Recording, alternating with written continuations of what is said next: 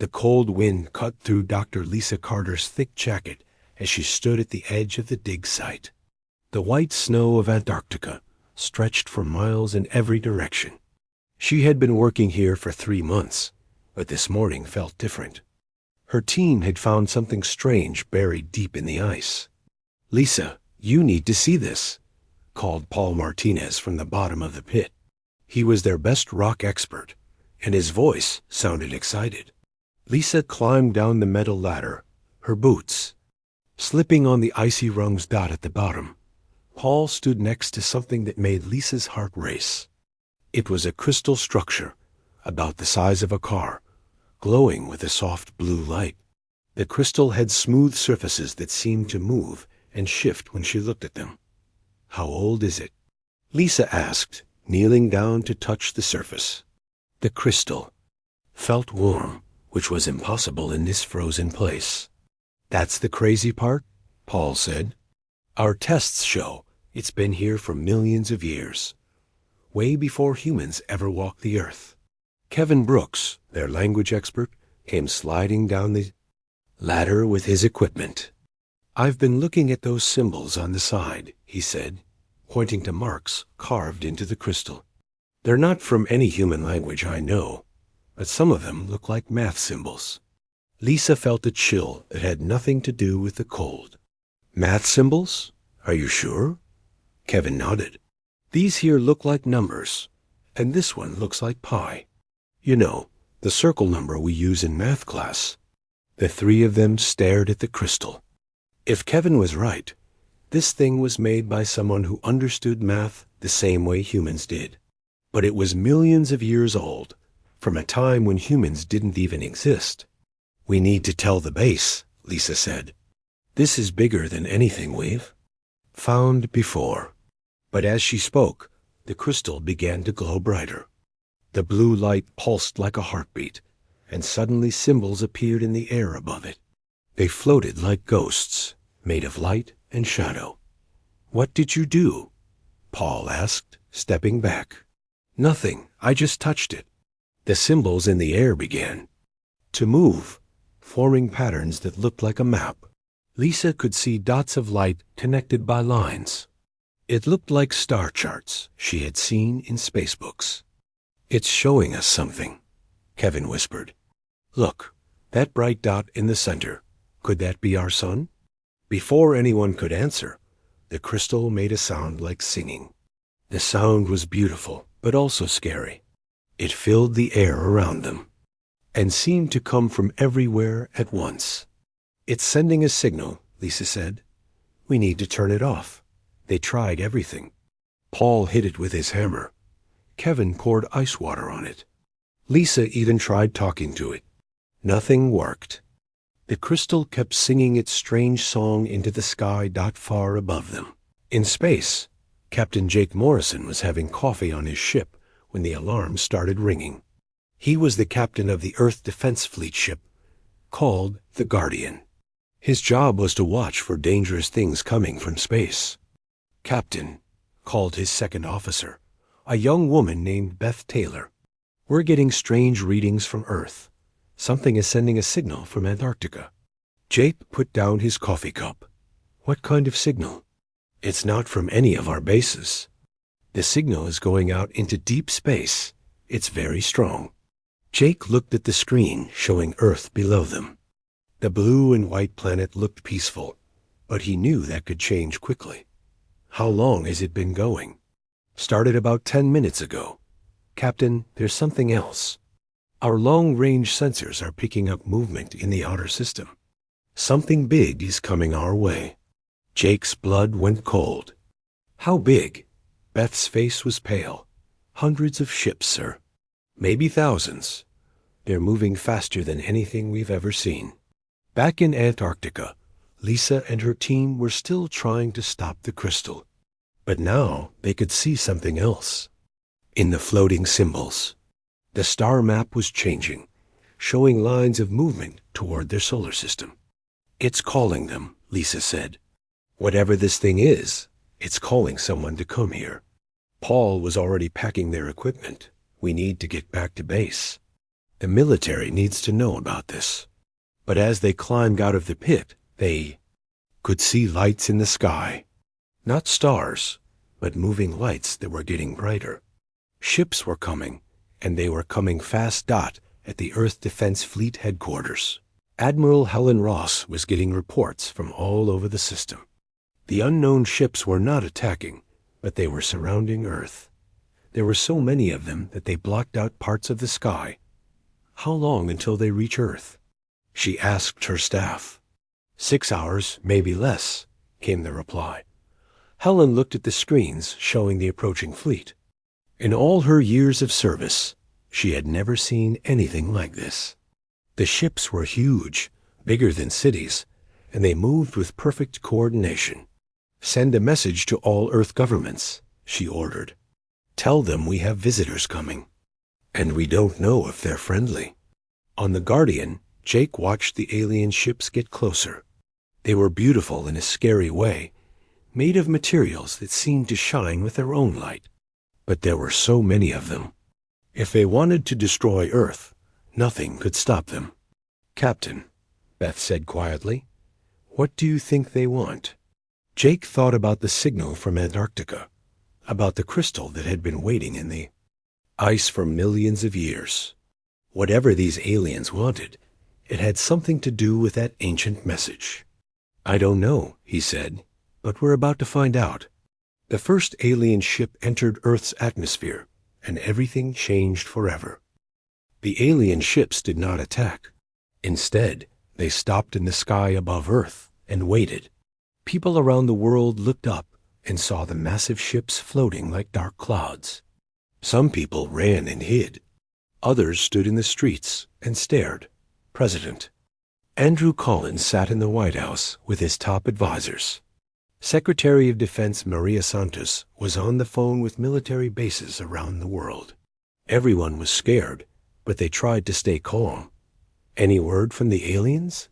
President Collins asked. Nothing yet, Maria replied. But our satellites show they're scanning our planet. They're looking for something. At that moment, a new voice filled the room. It came from the speakers, but also seemed to come from the air itself. The voice was strange, like music and words mixed together. People of Earth, the voice said, we are the Galactic Preservation Council. We wish to speak with your leaders.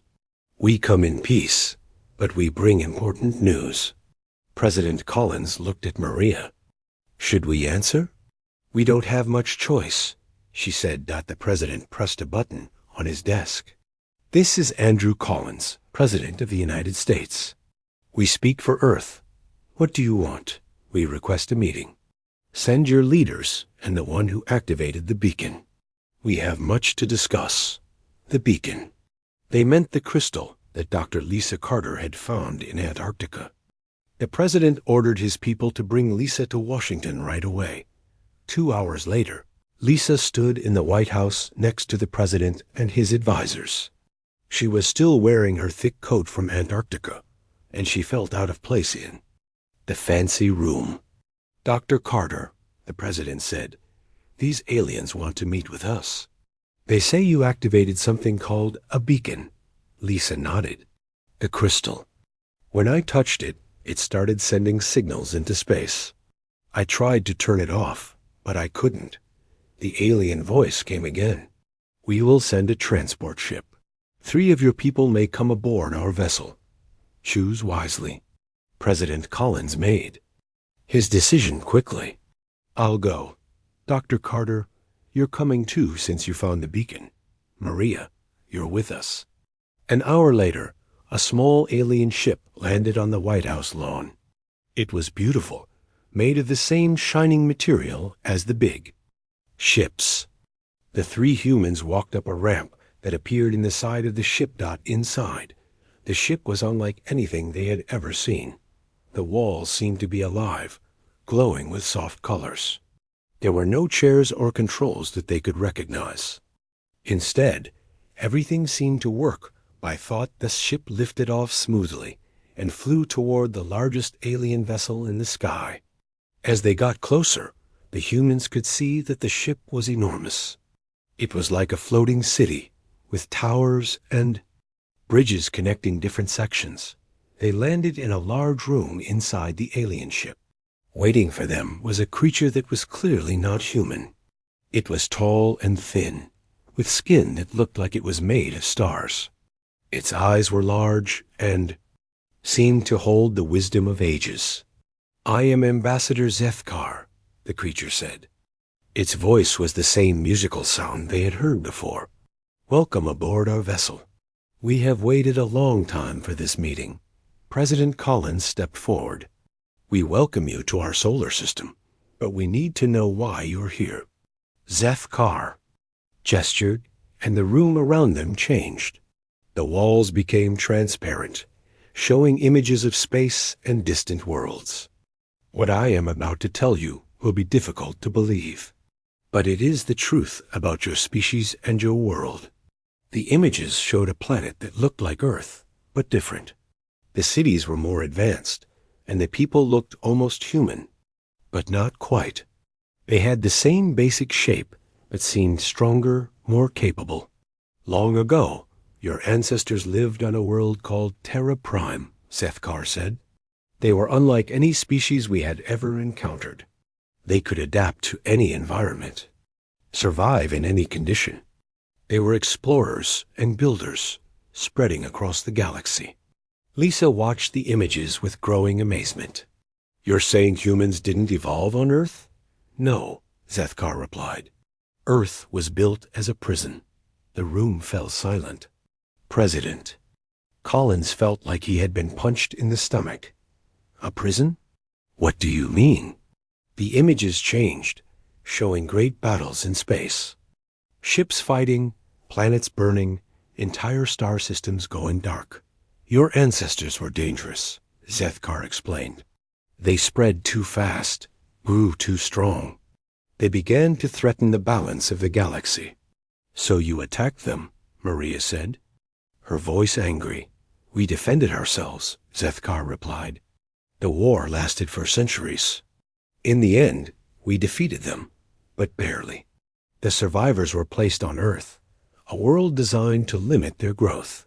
We removed their advanced technology and made them forget their true nature." Lisa felt sick. "You're saying we're descendants of prisoners?" "Yes, and Earth is your prison.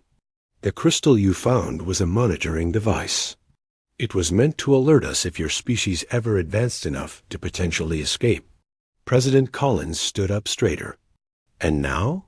Now we face the same choice our ancestors faced long ago. Your species has reached the point where you could spread beyond Earth again. We must decide whether to let you go free or or what?" The president demanded. Zethkar's star-like skin grew dimmer. "Or fulfill our ancient promise to never let your kind threaten the galaxy again." The meaning was clear. They would destroy Earth and everyone on it. "You're talking about killing billions of innocent people," Maria said. "Your ancestors killed trillions," Zethkar replied. "Entire species were wiped out. Worlds were left lifeless. The galaxy still bears the scars of their expansion." Lisa stepped forward. "But we're not our ancestors. We're different. We've never done the things you're talking about." "Perhaps," Zethkar said, "that is what we must decide. You have shown both great creativity and great destructiveness. You have split the atom and reached for the stars. You have built wonders and fought terrible wars." The ambassador gestured, and the room showed images of Earth, cities full of people, children playing, families together, but also images of war, pollution, and destruction. "We will give you a choice," Zethkar said. "Accept confinement to your solar system. We will provide you with technology to make your lives comfortable. You will never want for anything. But you will never leave this system." "And if we refuse?" President Collins asked. "Then we will do what we should have done long ago. We will ensure that your species never threatens the galaxy again." The transport ship took them back to Earth in silence. Each of them was thinking about what they had learned. Humans were not native to Earth. They were the descendants of a species so dangerous that an entire galaxy had united to stop them. As they landed at the White House, President Collins turned to the others. "We need to call an emergency session of the United Nations. Every nation needs to hear this." "How long do we have?" Maria asked. The president's phone buzzed with a message from the aliens. He read it and felt his heart sink. 72 hours, he said. "We have 3 days to decide the fate of humanity." Above them, the alien ships waited in the sky like dark angels, ready to deliver either salvation or destruction. The news spread across Earth like wildfire. Every television station, every radio broadcast, every internet site carried the same incredible story. Humanity was not from Earth. They were prisoners, descendants of a species so dangerous that the galaxy had united to stop them. In New York, construction worker Ben Clark was eating lunch with his crew when the news broke. He watched the president's speech on his phone, his sandwich forgotten in his hands. "They want us to stay locked up forever," he said to his friend Tony Baker, who worked as an engineer. "Like we're criminals." Tony shook his head. "But we didn't do anything wrong. That was our ancestors, millions of years ago. We shouldn't have to pay for their mistakes." Around the world, people had the same reaction. In London, teacher Linda Scott explained to her students that the aliens in the sky were not invaders, but jailers. In Tokyo, Farmer Joe Miller looked up at the dark ships and felt anger burning in his chest. But the world's leaders were divided. At the emergency United Nations meeting, some countries wanted to accept the aliens' offer. Others wanted to fight. "We should take their deal," said the French representative. "They're offering us technology beyond our dreams. We could solve hunger, disease, all our problems at the cost of our freedom," replied the Russian delegate. "We would be pets in a cage, no matter how nice the cage is." President Collins listened to the debate with growing worry. The clock was ticking. They had less than 2 days left to decide. Meanwhile, Colonel Ryan Turner was working with Dr. Amy Foster at a secret military base. They were studying the alien technology, trying to find weaknesses. "Their ships are connected," Dr. Foster explained, pointing to her computer screen. "They share information instantly across their entire fleet. It's like they have one giant brain." Ryan studied the data. "What happens if we disrupt that connection?"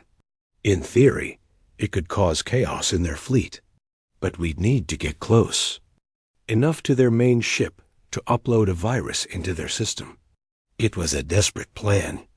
The alien ships were too powerful to fight directly. But if they could confuse the aliens' shared mind, maybe Earth would have a chance. At the same time, Dr. Lisa Carter was making her own discoveries. She had returned to Antarctica to study the crystal beacon more carefully.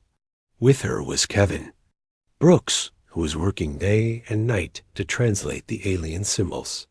"Lisa, look at this," Kevin said, his voice excited. "I've been comparing the symbols on the crystal with the historical records the aliens showed us. Something doesn't match." Lisa looked at his work. Kevin had covered the walls with papers showing different symbols and their meanings. "What do?" "You mean? The aliens said our ancestors were destroyers, right? But look at these symbols. They're not about war or conquest. They're about healing and growth." Lisa felt her heart racing. "Are you sure?" "Pretty sure. These symbols talk about bringing life to dead worlds, helping species that were dying. This doesn't sound like the evil conquerors the aliens described."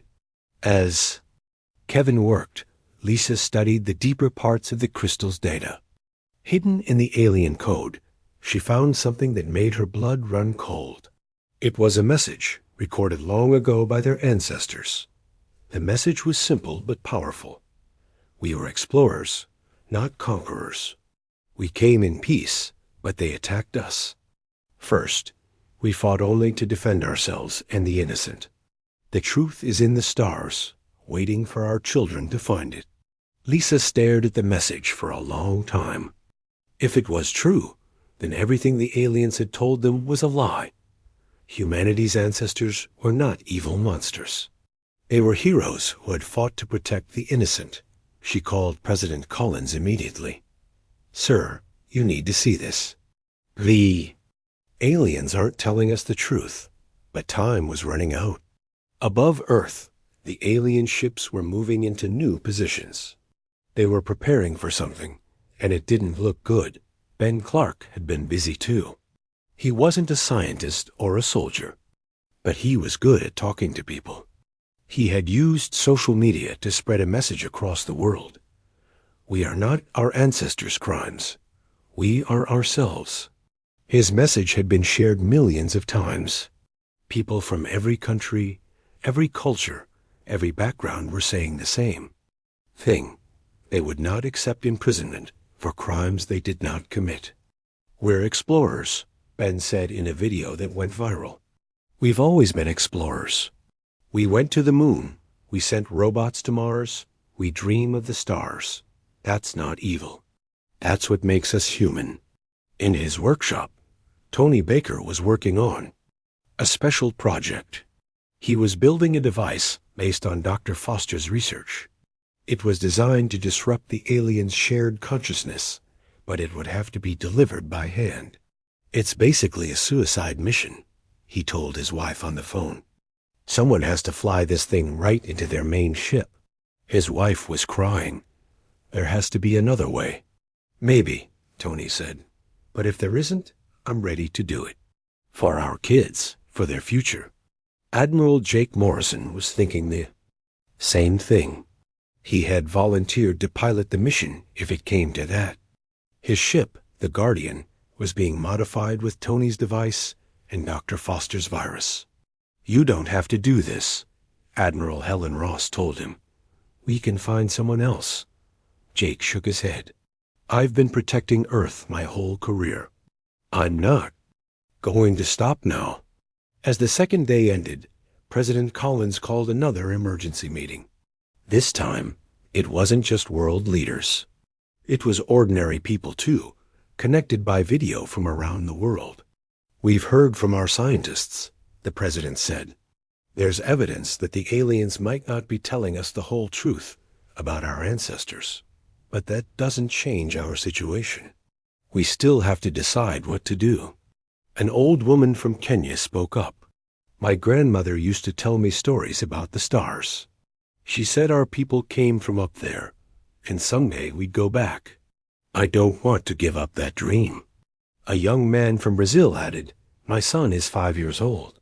When he looks up at the sky, he sees possibility. I want him to keep seeing that. One by one, people around the world spoke. They came from different countries, different cultures, different backgrounds. But they all said the same thing. They would rather die free than live as prisoners. President Collins felt the weight of the decision. In 12 hours, the aliens would want their answer. The military was ready to fight, even though they knew they would probably lose. The scientists had a plan, but it was dangerous and might not work. But the people of Earth had spoken. They would not accept a cage, no matter how comfortable it was. Then we fight, President Collins said. God help us all. We fight. Above them, the alien ships began to glow brighter. They had heard the decision, and they were preparing to respond. The final battle for Earth's freedom was about to begin. The final hours were tense. Around the world, people said goodbye to their families and prepared for the worst. The alien ships in the sky glowed brighter, and new ships kept arriving from deep space. In the White House, President Collins met with his advisors one last time. The room was full of the top military leaders, scientists, and diplomats. Everyone looked tired and scared, but determined. Status report, the president said.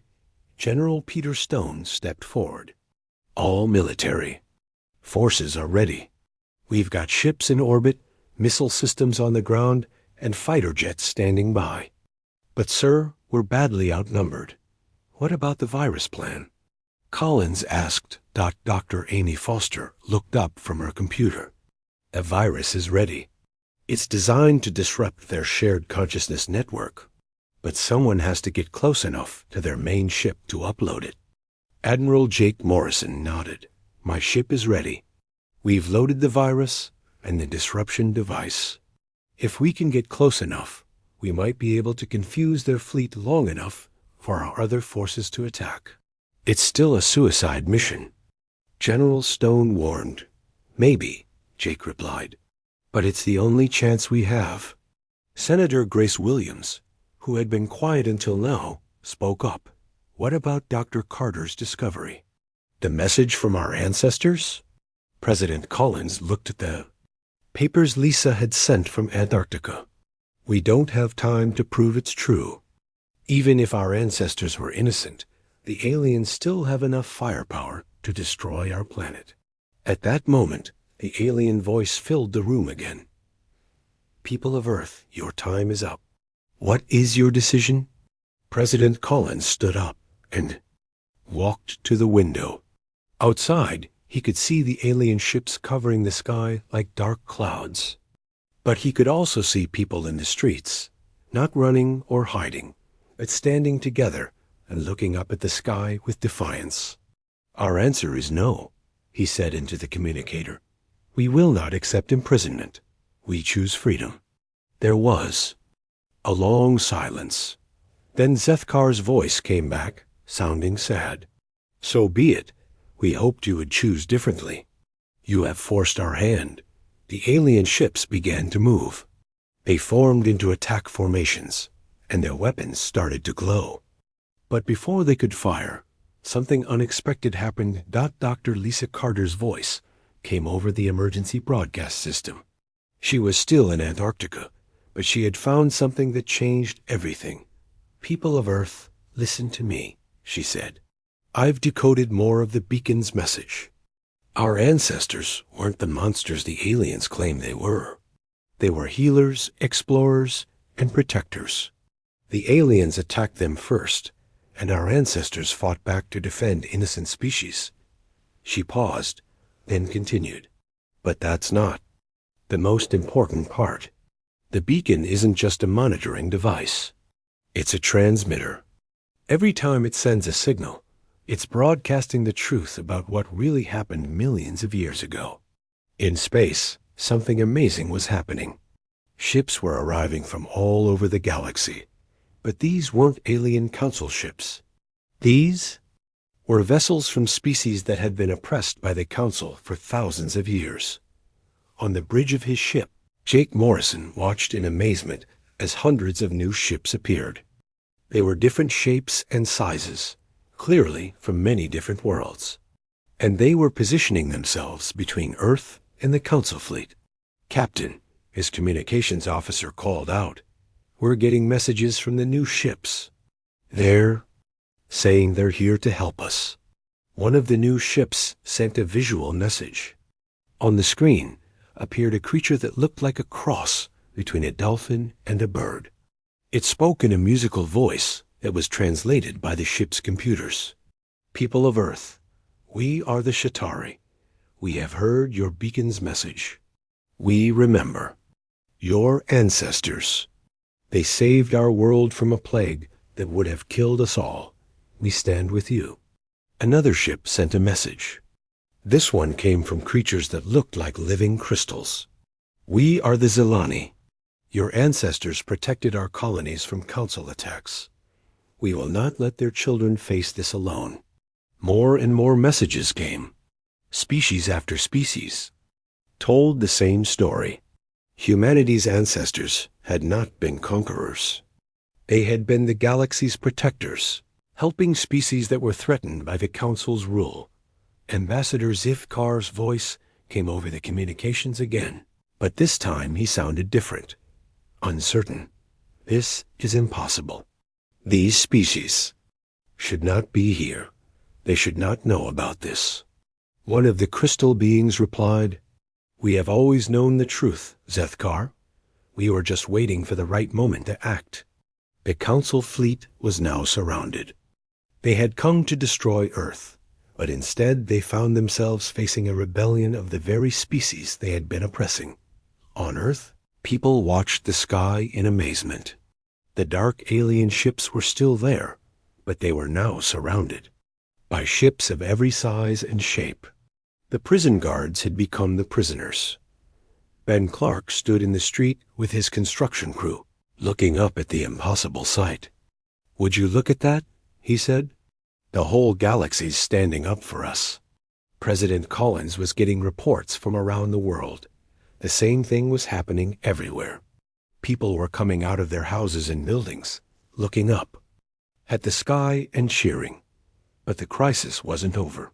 The Council still had powerful weapons, and they were trapped. Trapped animals were often the most dangerous. "We will not be defeated by lies," Zethkar announced. "If we cannot complete our mission, then we will ensure that the truth dies with us." The Council ships began to glow brighter. They were preparing to fire, not just at Earth, but at all the ships that had come to defend it. "They're going to attack everyone," Jake Morrison said. "We need to act now."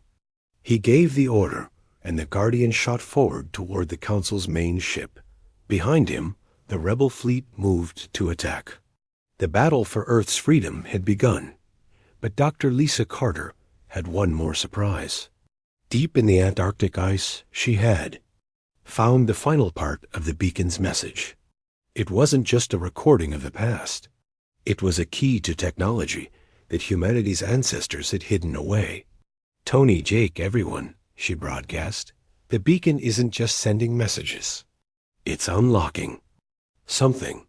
Look at your ship's systems." Around the world, human technology began to change. Computers became faster and smarter. Engines became more powerful. Weapons became more precise. The hidden knowledge of their ancestors was awakening. The Guardian, enhanced by the ancient technology, moved faster than any human ship had ever moved. Jake Morrison felt the ship respond to his thoughts as if it were alive. "This is it," he said to his crew. "Let's show them what humans can really do." The final battle was about to begin, and for the first time since the aliens arrived, Earth had a real chance to win. The battle in space was unlike anything anyone had ever seen. The Council's ships were powerful, but they were surrounded by hundreds of rebel vessels from across the galaxy.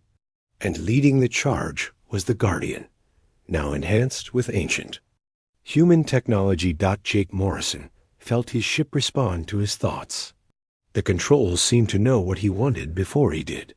"This is incredible," he said to his crew. "It's like the ship is alive." The Guardian danced between the Council's energy beams, moving faster than should have been possible. Jake could see the main Council ship ahead, massive and threatening. That was his target. "Upload ready," called Dr. Foster's voice from the communication system. "Just get us close enough." But as the Guardian approached the Council ship, something unexpected happened. The ship's weapons stopped firing. Instead, a voice came over the communication system. "Human vessel, this is Commander Veltar of the Council Guard. We surrender." Jake was so surprised he almost crashed into an asteroid. "Say again?" "We surrender. We know the truth now. We have been lied to for thousands of years." On the Council's main ship, Ambassador Zethkar was facing a rebellion among his own people. The beacon's message had reached them too, and they were learning the real history of the galaxy. "You have deceived us," Commander Veltar said to Zethkar. "The humans were never our enemies. They were the galaxy's protectors, and we destroyed them for it."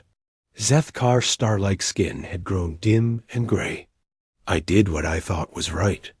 The Council's survival depended on maintaining order." "Whose order?" demanded another Council member. "We have enslaved entire species, destroyed worlds, and called it peace. The humans tried to stop us, and we branded them as criminals." The truth was spreading like wildfire through the Council fleet. Ship after ship stopped fighting and began broadcasting surrender messages. The great galactic empire that had ruled for millions of years was crumbling. On Earth, Dr. Lisa Carter was making the most important discovery of her life. The beacon had activated something buried even deeper in the Antarctic ice. It was a vast chamber, filled with technology that hummed with power. "Kevin, Paul, you need to see this," she called to her teammates. They followed her into the chamber, their flashlights revealing wonders beyond imagination. The walls were covered with star maps showing the entire galaxy. But these weren't just pictures. They were living displays that showed the current state of every world, every species, every civilization. "My God," Paul whispered. "It's like a library of the entire galaxy." Kevin was studying symbols that appeared on the walls. "These aren't just records," he said. "They're instructions, teaching materials." This place was built to educate future generations. Lisa understood. This is why Earth was really created, not as a prison, but as a school. Our ancestors knew they might not survive the war, so they built this place to teach their children the truth. She activated a control panel, and the chamber filled with holographic images. They showed the real history of the galaxy, not the lies the Council had been telling. Humanity's ancestors had been explorers and healers. They traveled from world to world, helping species that were in trouble. When they found a planet dying from disease, they brought medicine. When they found a species being attacked by predators, they helped them find safety. But the Council saw this as a threat. They had built their power on keeping species separate and afraid. If species started working together, the Council would lose control. So they attacked. They told the galaxy that humans were dangerous conquerors who had to be stopped. They fought a war that lasted for centuries, destroying entire star systems in the process. In the end, the Council won, but barely. The surviving humans were placed on Earth, and their memories were erased. The Council told the galaxy that the humans were gone, and that peace had been restored. But the humans had prepared for this. They had built Earth not as a prison, but as a sanctuary. They had hidden their knowledge and their technology, waiting for the day when their descendants would be ready to learn the truth. That day had come. Lisa activated the chamber's communication system. Her voice was broadcast to every ship in the solar system, and through them to the entire galaxy. "People of the galaxy, this is Dr. Lisa Carter of Earth. I am speaking to you from a chamber built by our ancestors millions of years ago. They left us a message, and now I share it with you." She paused, then continued. "Humanity's purpose was never conquest or destruction. We were meant to be healers and teachers. We were meant to help species work together, to explore the galaxy not as conquerors, but as friends." The message reached every ship, every world, every species in the galaxy. On thousands of worlds, people who had been told that humans were monsters learned the truth. They had been the galaxy's protectors, and they had died trying to help others. Ambassador Zeithkar listened to the message with growing sadness. He had spent his entire life believing a lie. Worse, he had helped spread that lie across the galaxy. "What have we done?" he whispered. President Collins was in the White House Situation Room, watching the most amazing sight in human history. The Council fleet was surrendering. Species across the galaxy were declaring their freedom, and the truth was finally being told. "Sir," General Stone said, "we're getting messages from all over the galaxy. Species that have been oppressed for thousands of years are rising up. The Council's empire is falling apart." Collins nodded. "And what about Earth? Are we safe?" "More than safe," Admiral Morrison's voice came over the radio. "We're free, and we're not alone anymore." In the months that followed, everything changed. The Council's empire collapsed as species after species declared their independence. The truth about humanity's ancestors spread to every corner of the galaxy. Earth became the center of a new galactic alliance. Not an empire built on fear and control, but a partnership built on cooperation and mutual aid. Species that had been enemies for millennia began working together. Ben Clark, the construction worker who had rallied people to resist, became an ambassador to the new galactic government. His simple message of freedom had inspired billions of beings across the galaxy.